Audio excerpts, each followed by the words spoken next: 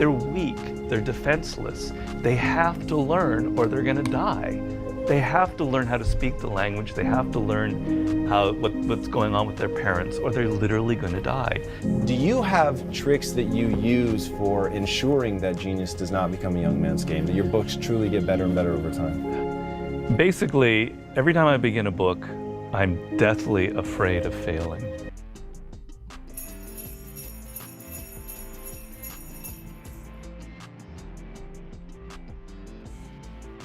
Hey, where is that music coming from? Hold on, give me a second.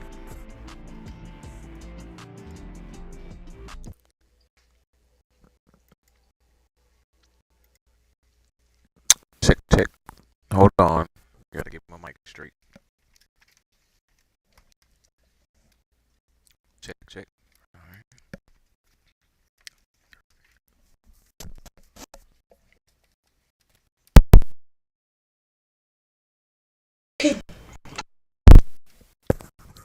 Hello.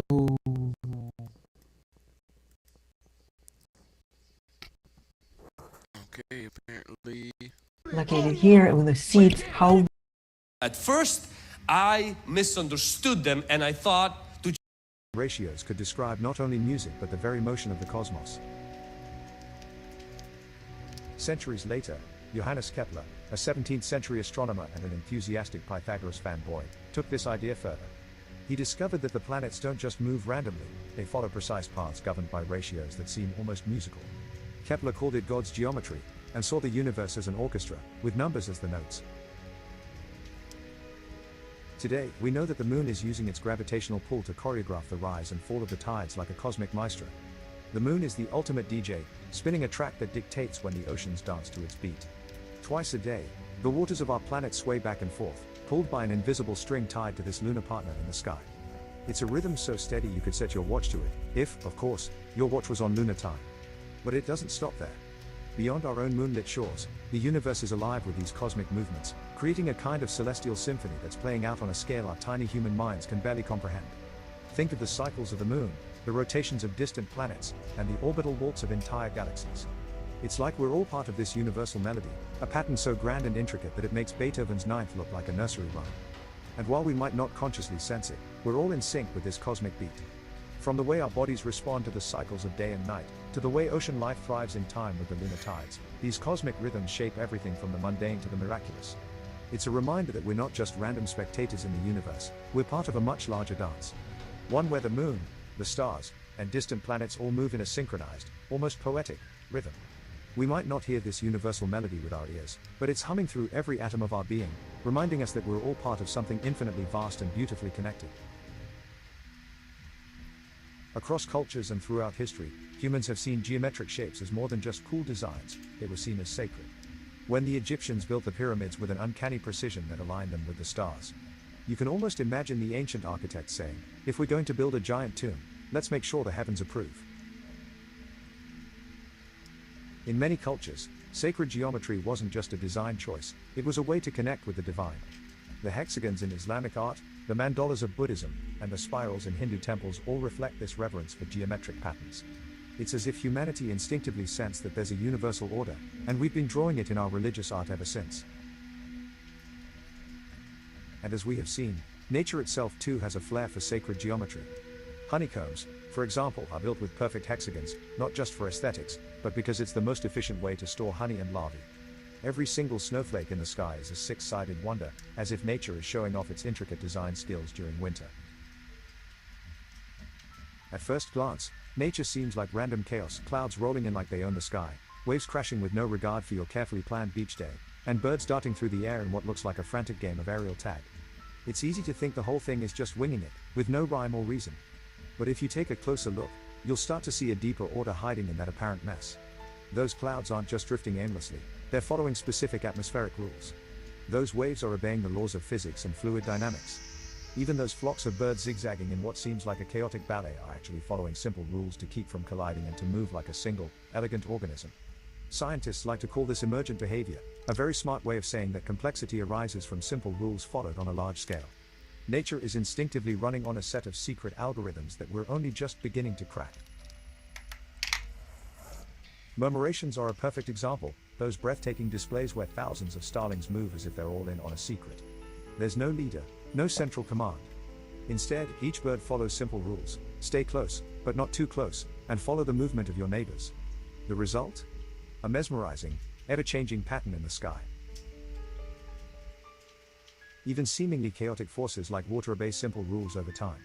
A turbulent river might look wild and unpredictable, but watch it over years and you'll see it quietly sculpting a predictable path through solid rock. So, next time you see a storm brewing, a flock of birds swirling, or a wave crashing just right, know that you're witnessing the universe delivering a masterclass in spontaneous elegance. It's a reminder that behind what looks like randomness is a sophisticated dance choreographed by rules so simple, they're almost cheeky in their efficiency. Nature's not just winging it, it's nailing a perfectly improvised performance every single day. So, are these patterns just cosmic coincidences, or are they hints of something deeper at play? Are we witnessing random occurrences, or catching fleeting glimpses of a grand design? If there's a design, then there must be a designer, right? Some scientists, like physicist Max Tegmark, argue that the universe is fundamentally mathematical, a cosmic tapestry. Alright, we'll go past this. Let's see what they got for us next year. What y'all doing next year?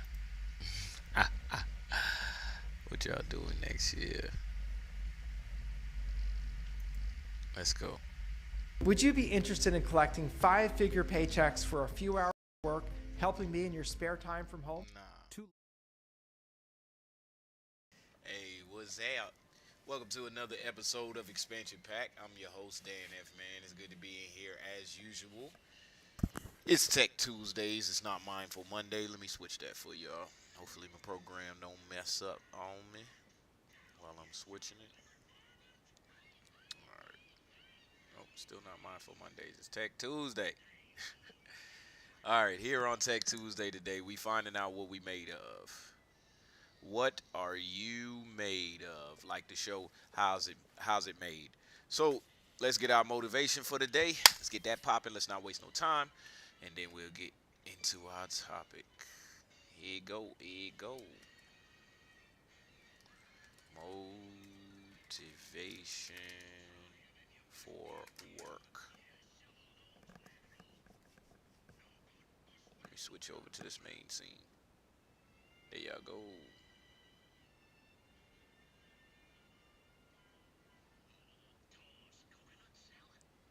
I have to finish writing this paper. I'm swamped. Just get Grammarly. It's free. Can it help with what I wrote last? They say an alligator is so ferocious it'll kill a lion, but I can kill an alligator with my bare hands. You want to kill an alligator, you kill it right after it eats, because right after it eats, it gets satisfied, and it goes to a state like it's almost paralyzed. Some of y'all in this room, are you paralyzed? You had a little success, you done what nobody else in your family has done, and now you chilling? Come on, you ain't hungry no more? What have you eaten that's got you satisfied? What have you done? What have you accomplished that got you so full? Yes, sir. You should still be hungry. Yes, sir. Pavarotti, the famous opera singer, everyone talked about his incredible discipline for his craft. He said, you know, everyone thinks it's discipline. It's not discipline. He said it's devotion. He was so devoted to his craft, it drove his discipline. You've heard the cliche because it's true. The harder I work, the luckier I get. I'm here today. I'm an ordinary person, but I focused on my craft. I had burning desire to be excellent. I love what I do. Sharing in my books and speaking is my oxygen, is my DNA. 4 in the morning I get up and I'm working in my craft because I love it. I love it. When you love something and you're devoted to it, discipline is easy, am I right?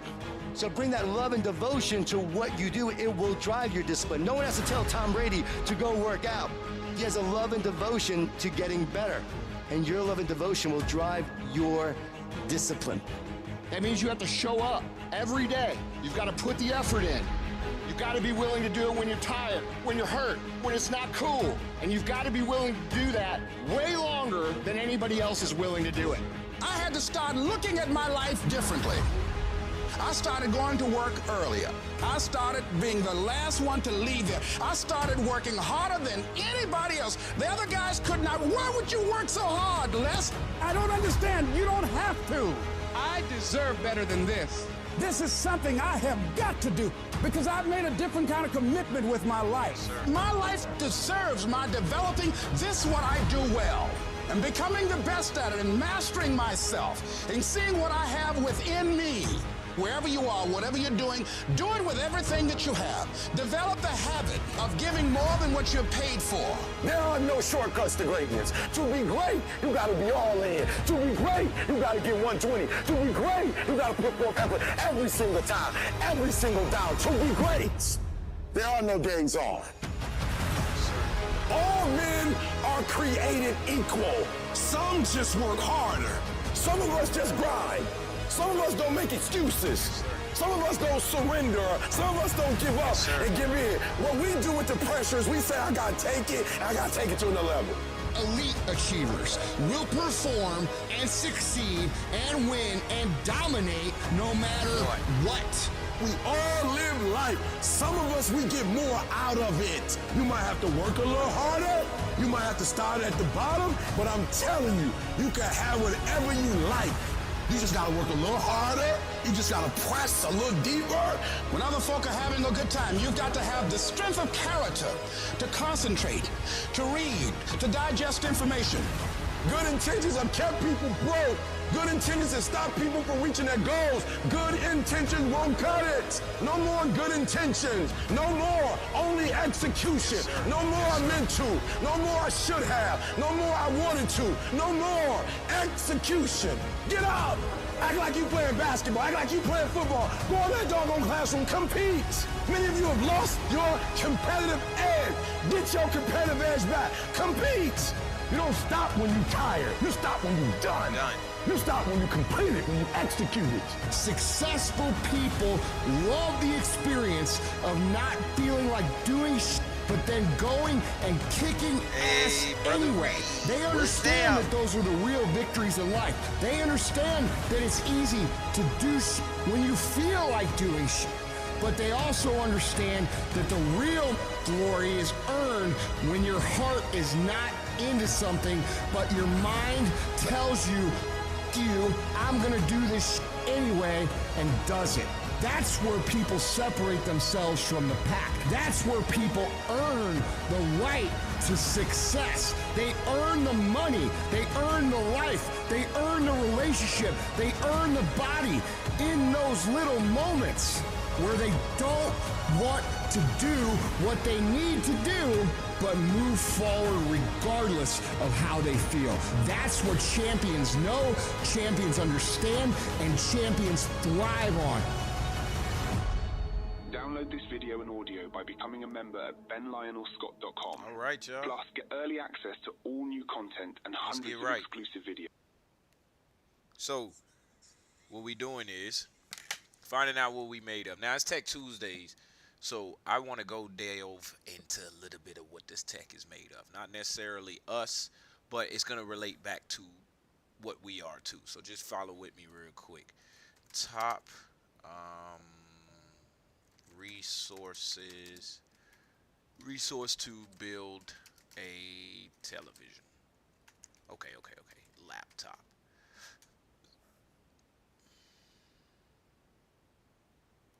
Okay, hold on, wait. How a laptop is made. There we go. I think we can do this from the Science Channel. Science Channel ain't gonna beat me down too much. Either way. Make your browser fast. If y'all get cut off, that's because they put Make the your copyright browser on. safe. So just let me know. But let's see how laptops are made. The first computers used to be the size of an entire room. Then they were built to fit under your desk. The newest design is a portable device that sits on your lap. Today's laptops are made to be smaller and more powerful than ever. With its lightning-fast processor and impressive graphics, this computer is a state-of-the-art gaming rig. The computer's brain, called a motherboard, begins as a printed circuit board. Its pattern of lines and pads in copper is the wiring for the other tiny computers that will be soldered onto the board. This machine places a stencil of the soldering computers to the board and applies thermal paste to help keep them cool. A quality inspection light bombards the circuit board with flashing red, blue, and green lights. Circuit boards are very sensitive to these colors of light, so if the board shows any signs of cracking or melting, it is removed from the production line. If the board passes inspection, it's sent to 15 different labeling machines, which etch the names of each component onto the board in just 30 seconds. These labels indicate to the board how each part should function, and helps the board redirect its electricity accordingly. A limiter chip is planted onto the board.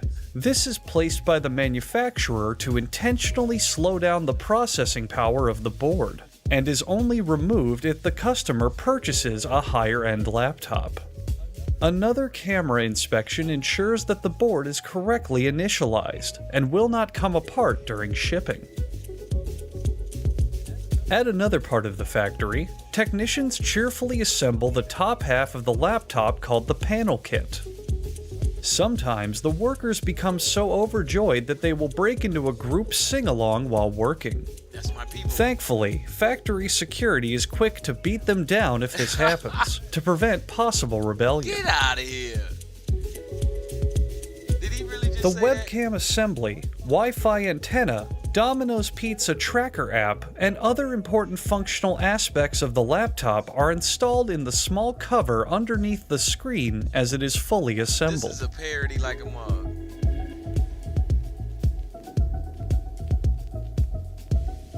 A thin metal frame is stamped around the edge of the screen to increase acceleration.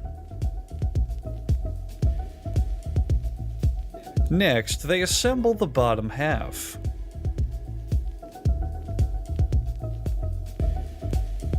First, the top half is attached to the hinges of the bottom. Then, the NSA tracking device is carefully wired into the body of the laptop itself. And then, the motherboard comes back into play, having lost roughly 40% of its body mass during shipping. This computer, being a gaming laptop, requires 2 powerful fans. This is so if the person playing on this laptop is ever raided by a local SWAT team, they can simply grab onto it and fly away. Yo, this is funny and entertaining at the same time. This is good. Dust and oil have a chance to contaminate the sensitive electronics, so the technician sprays the board down with oil to make sure that they take no chances.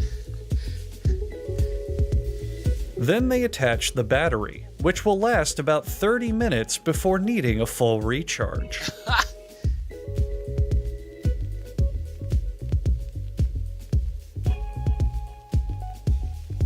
A laser etching machine marks the product information on the back. This machine was purchased to be used with the HTC Vive virtual reality headset, meaning it was a complete waste of money.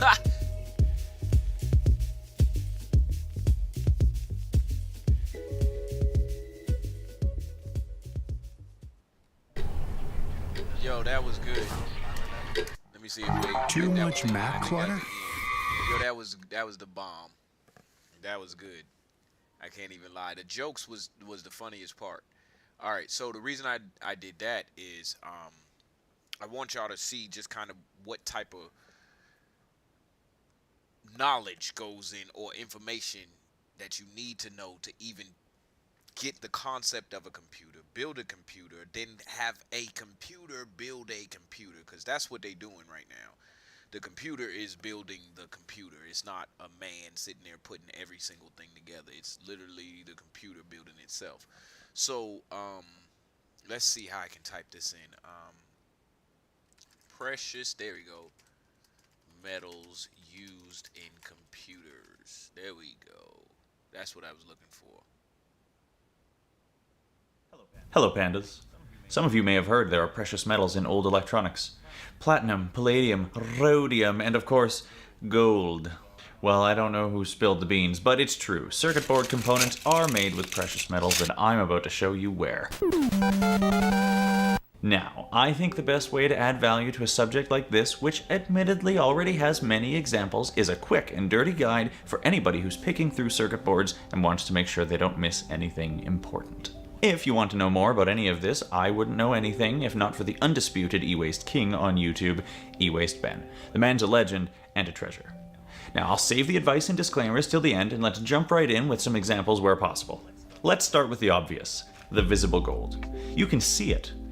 Gold-plated fingers are common, as is gold flashing on parts of fiberboards. You can chase the gold plating under the solder mask by scraping some of the mask away, but those traces on the board are nearly always copper. In fact, most of the parts on the board are going to be copper. Gold is used because of its high conductivity, so it's going to be on data contact points. If you look at any of these pins and inputs, the gold color will be there because they'll be gold-plated. The deeper the color, the thicker the gold plating. Gold can be hidden in other places, and we'll visit those now. Moving on to the components, there are three main categories to start us off, and we're going to begin with the chips. The proper name for these are integrated circuits, or ICs. These chunky centipede-looking things can contain gold, but usually only contain silver and sometimes platinum. Refiners will buy bags of these. Memory ICs, like the ones on RAM sticks, should be kept separate because of the higher density of precious metals, along with the ones with legs on all four sides. The next group of components are the little black squares that don't have legs sticking out of them. These are microprocessors, which are surface mounted with grids of little balls of solder on the underside, so they're called ball grid arrays, or BGAs. They're essentially tiny bags of chips. There are good ones and bad ones, and the good ones will be the best gold recovery you'll get because of the gold bonding wires running through them. These have a much higher yield than any sort of gold plating. You can think of removable CPUs as a sibling in this category, but keep them separate. And the worst ones are the green fiber ones with the visible silicone chip in the middle. Those have such a low gold yield, they probably aren't even worth collecting. All this stuff comes in countless shapes and sizes, and now is probably a good time to mention if you don't know what it is, you should just go ahead and crack it open and have a look inside. You'll be able to see if it's gold or if it just has little swirls of copper inside, like some of the chunkier ICs. Capacitor. I wonder what you can use this for besides recycling and sending it back. Squat. So in order to know, if you look at the board, it's usually marked with a C for capacitor. I guess the real question is, what are they using it for once you send it back to them? That's what you want. Other letters could be L for inductor, D for again, or they can be little silver tubes, or they can look like an MLCC, but bright orange. Basically, look for the C on the board. The other more common capacitors do have aluminum on the outside, but they're basically worthless. Now, a bonus category we're going to call silver nubbins. Alright, hold on. Description, so you can go and check it out. Tell them I say hi. But if you want my suggestion, don't pick apart circuit boards for the money. This is my collection. I like to pick off the good capacitors, trim the obvious gold, save the RAM and CPUs, and give the rest to electronics recycling. I'm in Canada, and most of our scrapyards don't buy boards, which is a shame, but call around and see if you have one that does, because the fact is this.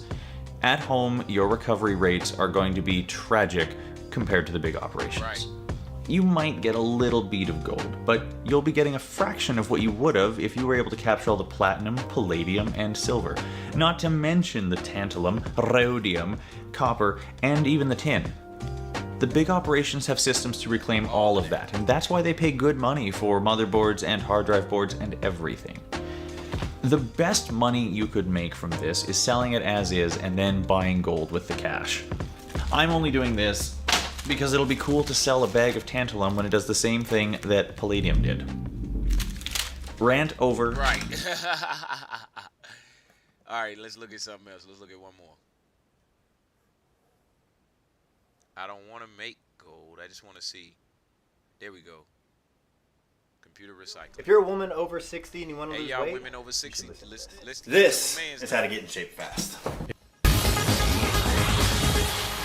But first, many people believe that when their computer no longer works, the only thing it's good for is a paperweight to clutter up their desks. But they couldn't be more wrong. These men work for a new breed of recycler who has discovered gold in old hard drives. Hidden within your old computer is a treasure trove of precious metals. The circuit board contains silver and copper, and the microprocessor is laced with gold. All of which are good conductors that carried electrical signals around your computer. The old computers are sent to a plant which salvages their precious metals. First, the outer casings are taken off. Cables are unplugged and disposed of.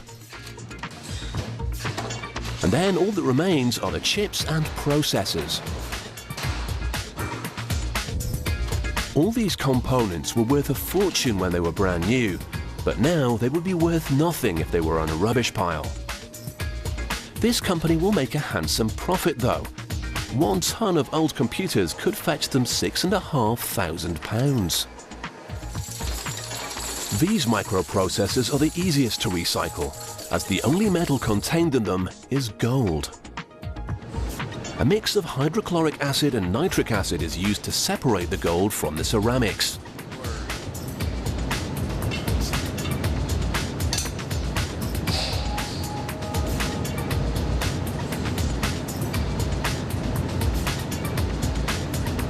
Hundreds at a time are dissolved in a large barrel.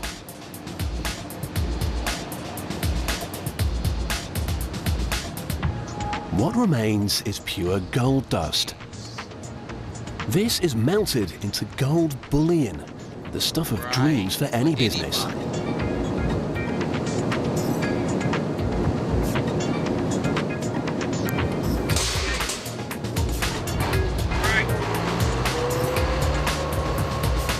Other parts of a computer's interior. Look at that.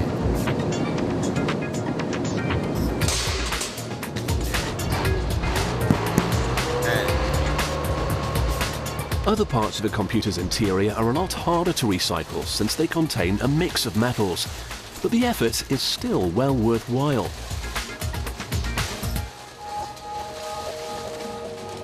The metal parts are stripped down and put into a furnace. They melt into a liquid mix of gold, silver and copper, which is poured out, cooled, pressed, and then sliced into plates. Each plate is placed into a bath and given a positive charge. Here we see it on the left. On the right, a negative charged copper plate attracts the copper particles, which loosen from the mixed metal plate and accumulate there.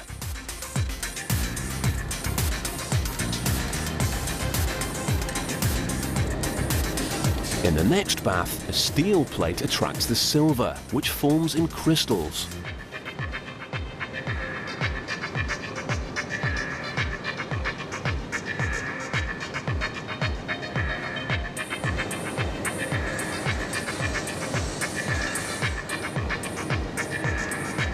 After the second bath, the plate contains nothing but gold and can be melted down. It will be shaped into different forms that have a variety of uses. These sheets can be used to make gold salt, which will be sold to the computer industry.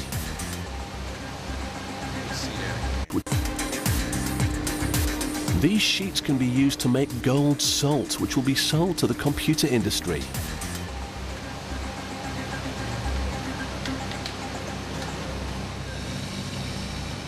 To create the salt crystals from the sheets, they have to use cyanide, which is highly poisonous, so the engineer makes sure the container is sealed very tightly.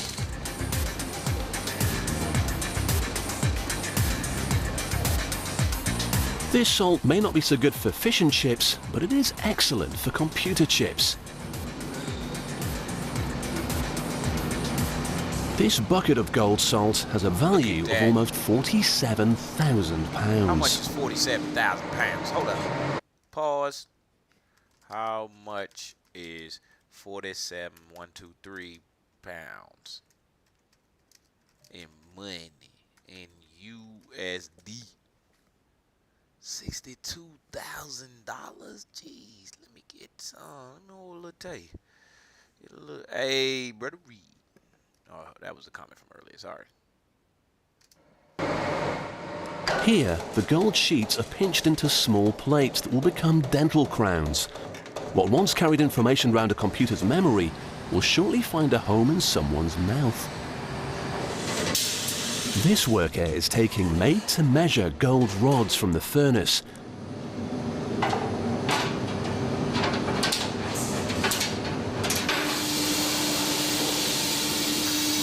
They're compressed and twisted into a coil, which is then transformed into fine wire used in computer circuitry. Another industry that has a huge demand for gold is the space industry. Satellites and vehicles such as the Space Shuttle use gold in their engines.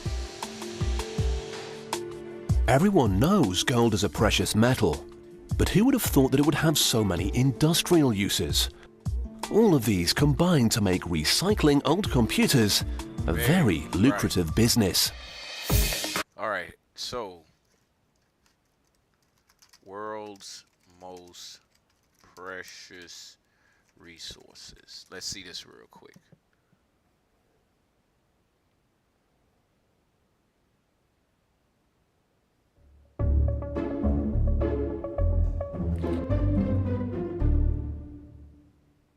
Let's see if my Stitch Fix box matches my style file. My stylist tells me that I'm a rustic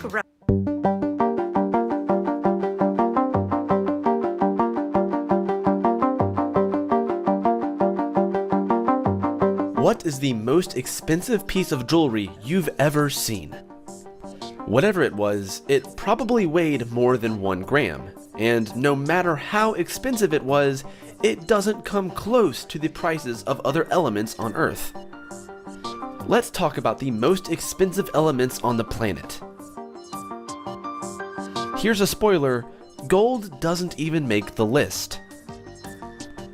If you want to buy a gram of francium, you need to pay at least $1 billion. What? Although, even if you did have that kind of cash laying around, you probably wouldn't be able to get your hands on this material. In fact, 1 gram of francium has never been observed. This is because the half-life of this element is about 22 minutes, which means any viewable quantity of the element would immediately vaporize.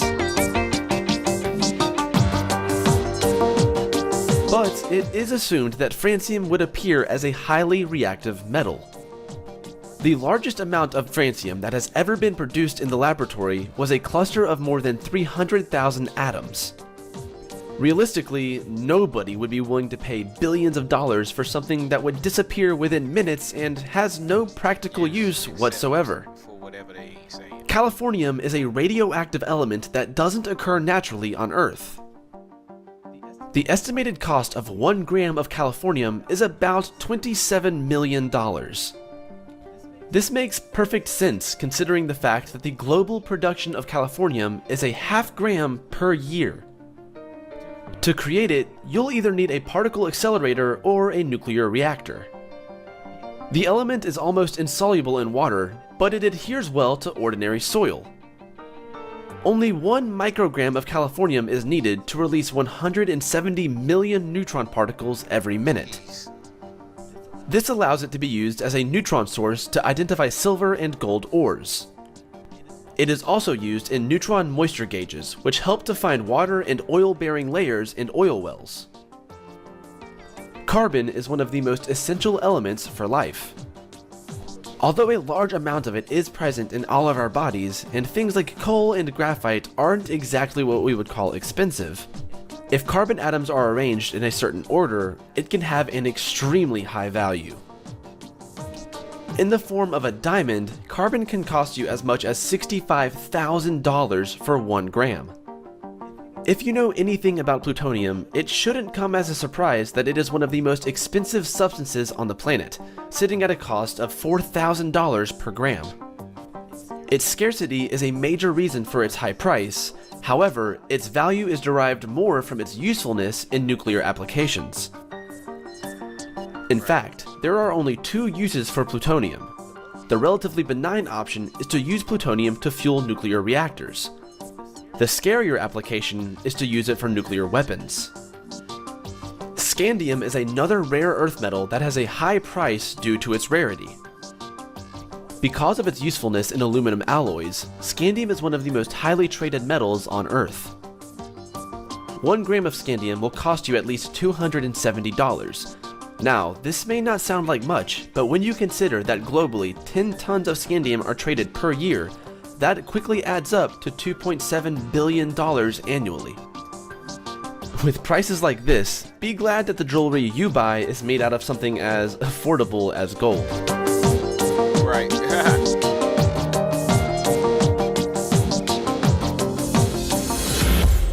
Okay. Now to the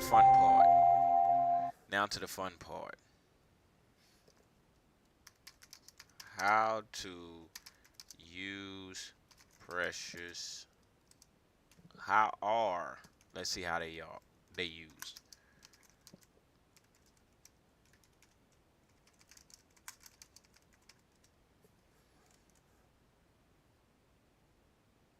Let's go.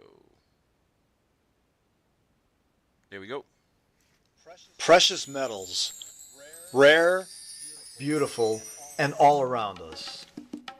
Precious metals are well known for their investment value as a worldwide currency commodity, as well as their beauty in jewelry and even magical lure throughout the ages. In the Middle Ages, alchemists sought to create gold and silver from common metals. Although they never succeeded, their research resulted in many practical, chemical, physical, and medical developments. Gold and silver are the most well-known and recognized precious metals. They have been mined, crafted, and used by civilizations around the world since recorded time. The rarity and lasting luster of these metals make them most desirable for coins, jewelry, and artwork.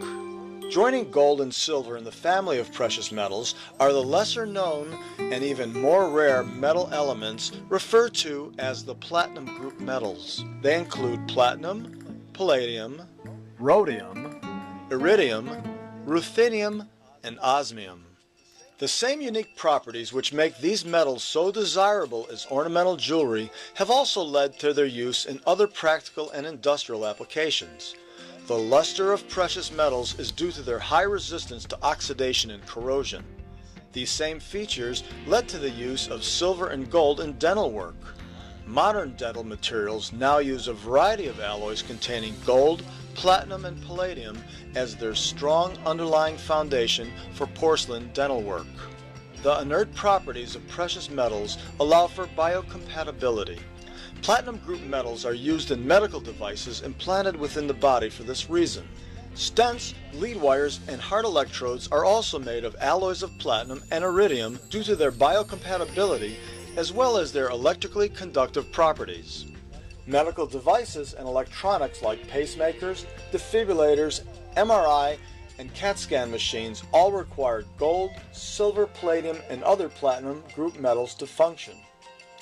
Precious metals are not only chemically inert, but have catalytic properties as well.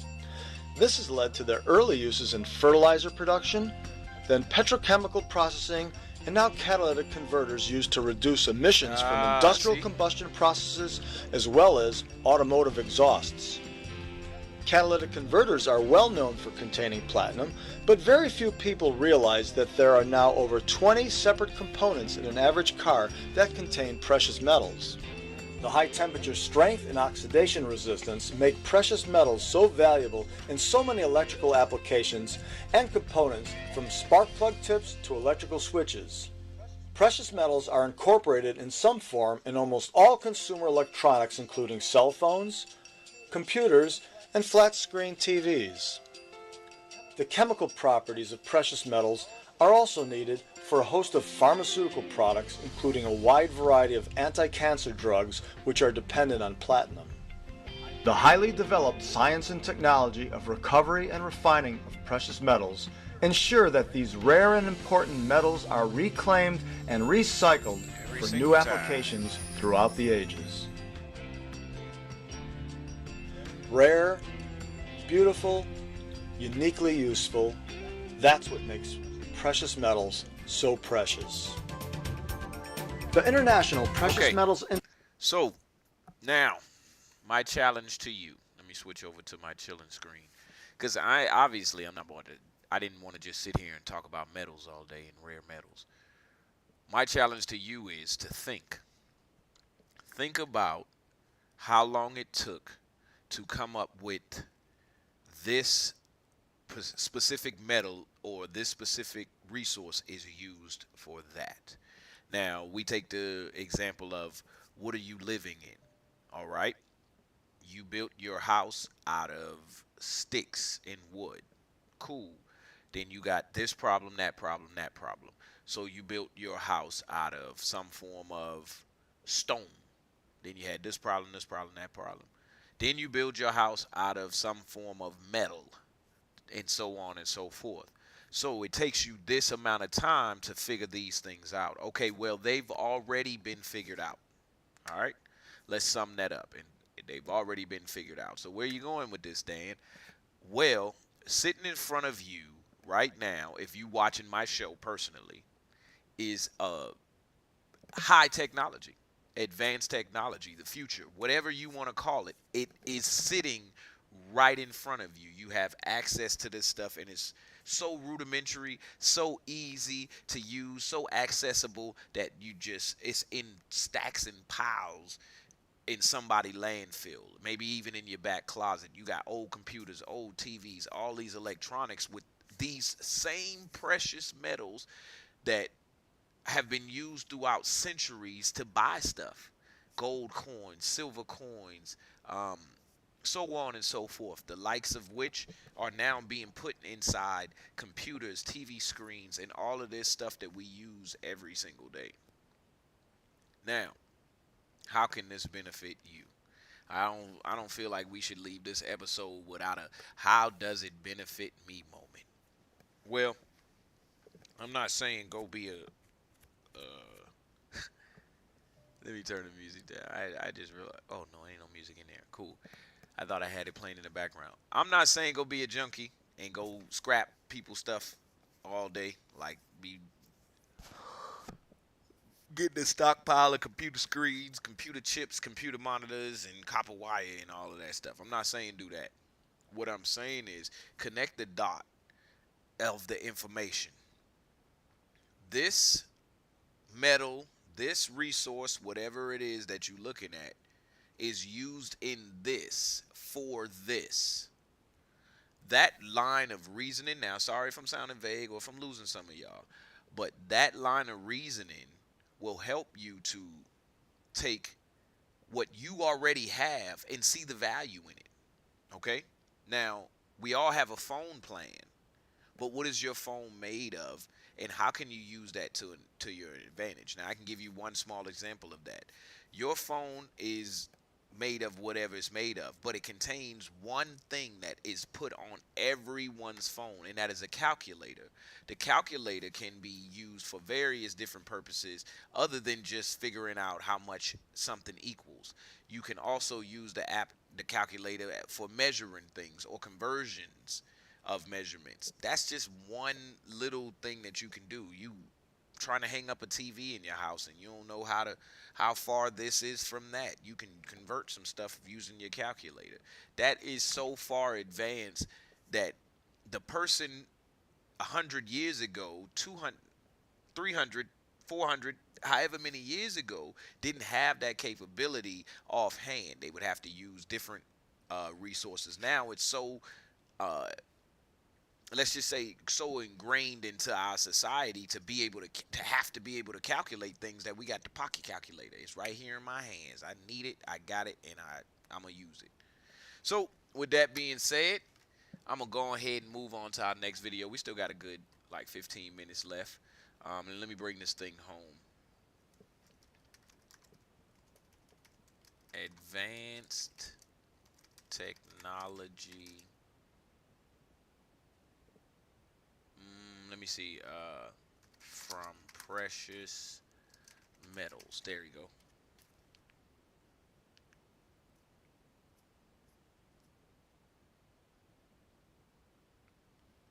I don't know. Hope everything is okay. When my When my team pitched the idea, I thought it was impossible. A pan that sears like stainless, lasts. Embark on a captivating journey in precious metals. In this video, we'll explore the extraordinary world of these remarkable chemical elements, their unique properties, and the diverse applications that shape our lives. Precious metals, nature's rare gems, have captivated human civilization for millennia. Known for their intrinsic beauty, rarity, and exceptional properties, these elements hold a special place in the hearts of scientists, artisans, and innovators alike. Precious metals constitute a captivating family within the periodic table. Gold, with its lustrous charm, symbolizes wealth and prestige. Silver's malleability and conductivity make it an irreplaceable element in technology.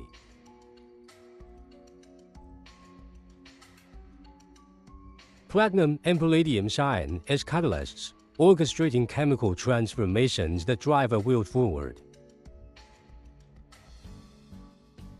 The significance of precious metals transcends their allure.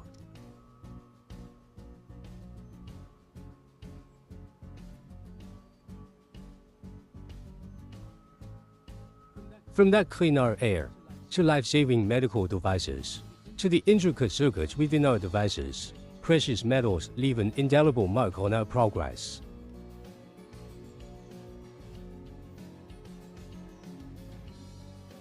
Stanford Advanced Materials is your gateway to unlocking the potential of precious metals.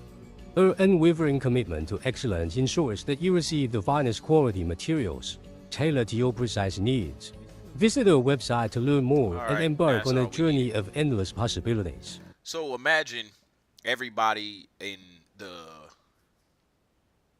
let's just say the advanced world, the modern world. Banana for scale.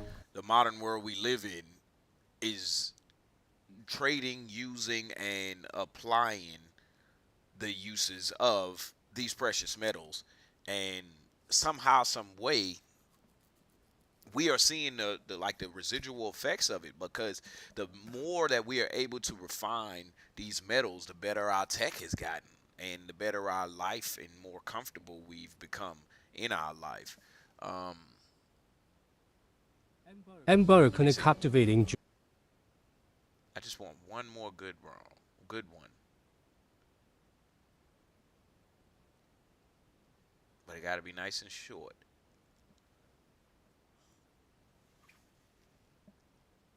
Ah, this is good.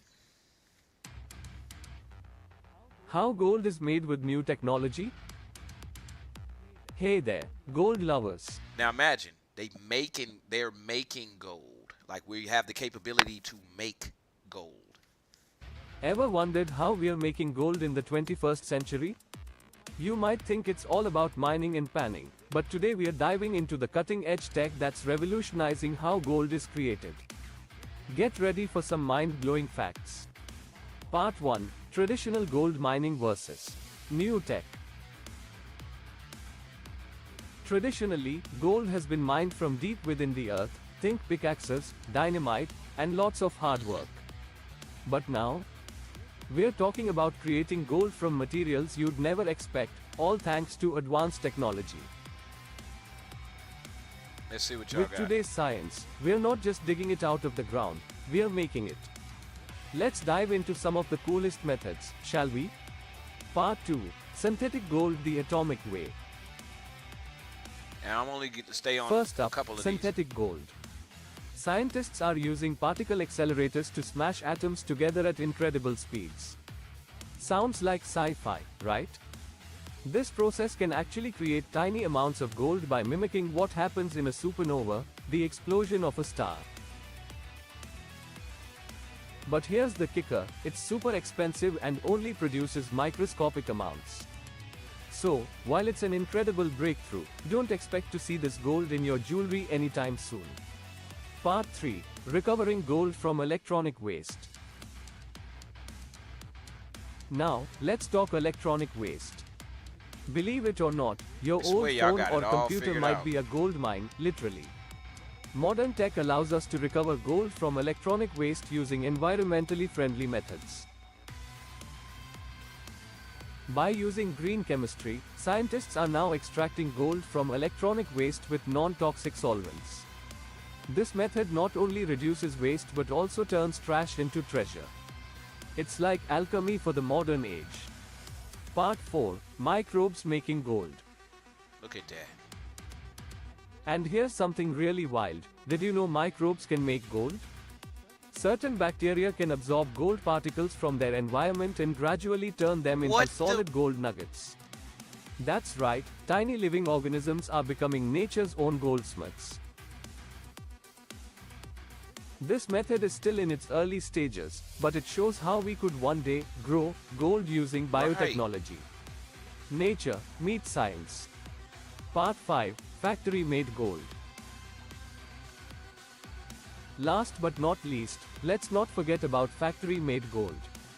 Refining companies are now using lasers and plasma arcs to purify gold to an astonishing 99.999% purity. That's 5 nines, so pure it's almost perfect. This process is faster, more efficient, and produces gold of unparalleled quality, making it the go-to method for high-end electronics and luxury goods. Jeez. So there you have it, gold isn't just mined anymore. It's synthesized, recovered, grown, and purified using some of the coolest tech out there. Whether it's in your next piece of jewelry or powering your smartphone, gold made with new technology is truly a modern marvel. Jeez. If this blew your mind, I will subscribe and like. So, in conclusion, guys, oh, they won't let me click on that. All right. So, in conclusion, y'all, let me see what are we made of. That's the what you're made of. That's the topic. But in conclusion, I'm gonna tell you, we can do anything because we're made of everything. If you're still wondering if it's still some things that, let's just call us the human race, has to figure out, no, we figured it all out, and we can do anything. Now, the catch behind it is, are you a part of that collective way of thinking? If you are, then you're fine with my statement. If you're not, then you still got a ways to go. Welcome. Glad to be here on another episode of Expansion Pack. We're going to get up out of here for the day. I'm your host, Dan F. Man. This is DGTA TV. Thank y'all for kicking it with me. I hope y'all got something out of this and figured out that what everything is made of that we're using, the most advanced stuff is made out of things you can't find everywhere. All right, y'all. So tomorrow, Find Your Way Wednesday, we'll be back on Expansion Pack. I'm going to go ahead and get up out of here and do my thing for the day, and I'm going to holler at y'all tomorrow. Peace. Score 40 and get 40 again. It's a blowout game. I dumped the ball in the shack instead of shooting a wide open shot. The 40-point streak ended that night. Wow. Instead of shooting a wide 38 or something like that. And I had a chance to score 40 and get 40 again. It was a blowout game. I dumped the ball in the shack instead of shooting a wide open shot. The 40-point streak ended that night. Wow. I'll give you a story. Have you read the Bible by chance? I recommend you read it. Everybody's saying I should do it. Okay, then so maybe that's God telling you to read it. There's a story in the Bible where Solomon is dreaming, and God comes to him in dream state, and God says to Solomon, anything that you want, I will give you. If you want wealth, I'll give you wealth. I'll make you the richest man. If you want kingdoms, I'll give you the kingdoms. Tell me whatever it is that you want, and I'll give it to you. And Solomon didn't ask for riches, didn't ask for kingdoms. He asked for one thing. He said, give me wisdom. And God gave him wisdom. After that, the riches came, the kingdoms came, and every other thing that comes with it. So as I read that, I sat there and I was like, God, give me wisdom. I don't know what it looks like. I don't know what this means, but give me wisdom. And I think it's working. Seems like it is. Have you read the Bible by chance? I recommend you read it. Everybody's saying. Okay, sir. Okay. So let me go over this again. You want a Big Mac, a large bulk, a 6-piece bacon nugget, and 3 backlit built bookie. On blood. Hey guys, it's Mala Isaac, and today I'm gonna walk into KFC and stay there until I see a black person. Let's see how long it takes. Thank you guys for watching. Make sure to like, comment, and subscribe. Because he's allowed to record. I don't give a fuck if you record. You can record and report to anybody. I can do whatever the fuck I want. Can I get black olives?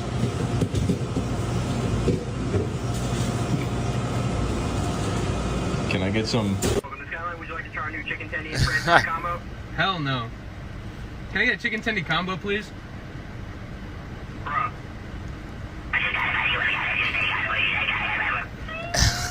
Okay, that'll be $6.99. Yeah, why y'all put cheese on my cheeseburger? I'm sorry, what? Shut your bitch ass. Okay, so let me go over this again. You want a Big Mac? From the age of 14, I'm gonna watch that I was again when smoking I'm my done with first this cigarettes, drinking alcohol, and doing drugs, and hanging out with the local gang at the time, trying to fit in. I was involved in an incident where I was at a party with a few friends. There was an altercation that happened, and I ended up getting stabbed 7 times. I remember just looking down, and my shirt was just fully drenched in blood, and time went past, and everything just went black. And just blacked out. I heard my mate yelling my name, and yeah, I kind of thought it was the end, to be honest.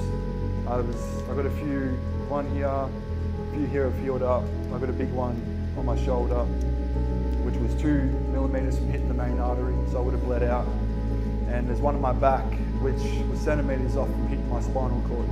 I always knew that God had his hand on me from the start. It's all glory to the Lord, and my main thing of coming up here is just to shed some light on how he saved me and took me out of that dark place. From the age of 14. Would you be up for? I want to experience it. Kick me in the leg as hard as you can. Well, I won't, because, you know, you're a nice guy and stuff, and I will hurt you if we do it. Yeah. But I do have someone who'll do it. Louis, come on. This guy will give you a leg kick. Well, this guy. How old are you? 9. 9 years of age. Yeah. Do you think he's gonna? If he goes the correct technique, all shin Yeah. to thigh just above your knee, that's going to be painful. Okay. What's my stance then, mate? That's perfect. Yeah. That's perfect. Just stay like that. Go on. Oh,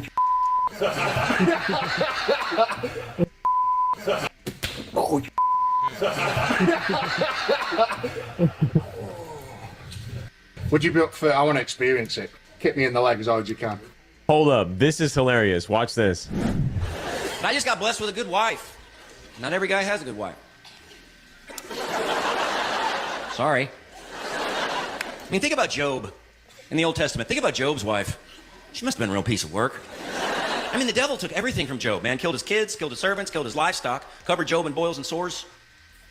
But his wife did not die.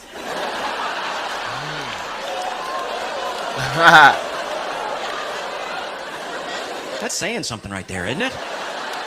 Like, hey, devil, Job's wife's right over there. I know. Trust me, believer, I know what I'm doing. Yeah. For more Christian content, follow and subscribe for more. Hold up, this is hilarious. Watch this. I just got blessed with a good wife. Not every guy has a good wife.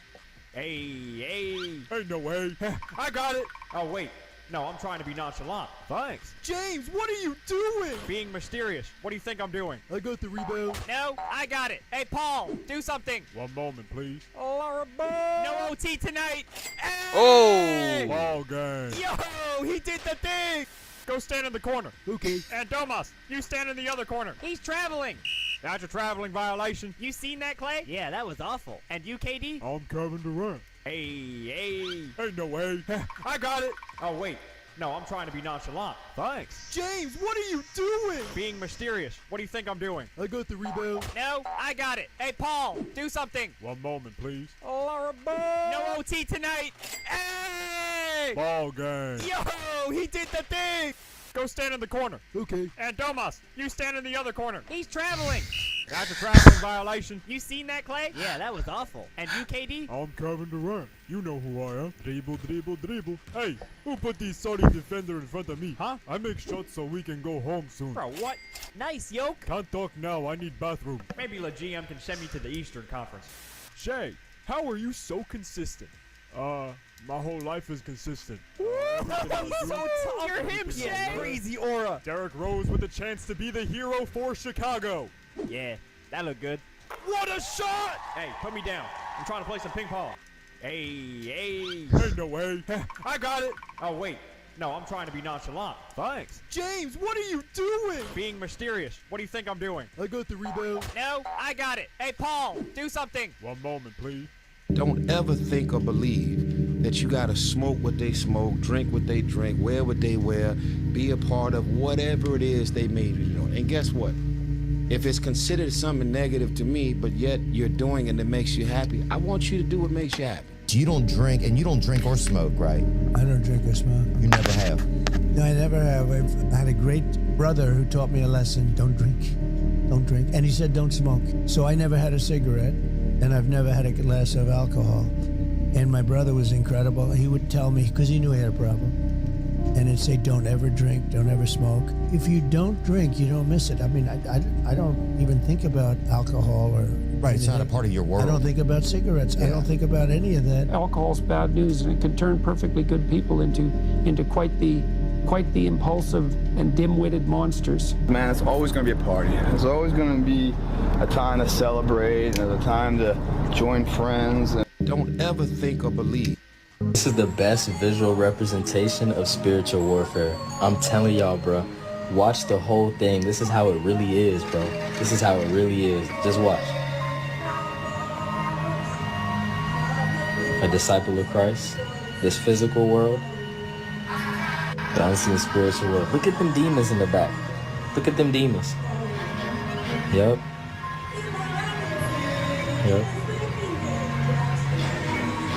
The physical world, the spiritual world. Look at all them demons them people got, bro. Them demons are within them. It's in their vessel. It's in their body. Ooh. Look at them demons. They don't even know. They probably don't even know. The atheist spirit. Ooh. And you see how the demons, they get scared of the